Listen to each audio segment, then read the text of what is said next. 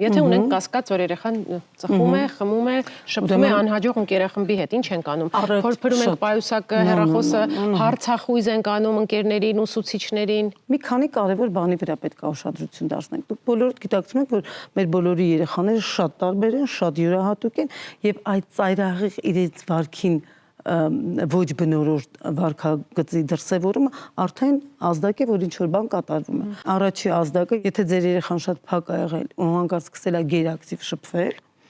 այդ ազդակը արդեն։ Եթե ձեր երեխան ընդհակառակը, հա, փակվել է, որևէ հետաքրքրություն չունի, չի ուզում դուրս գա, սա եւս ազդակ է։ Դեմքի վրա կան փոփոխություններ, աչքերի կարողացությունը, էլի պետք չի անպայման ձեր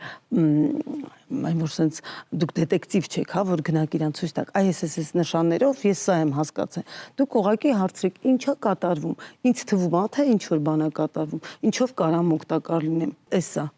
մեթոդը։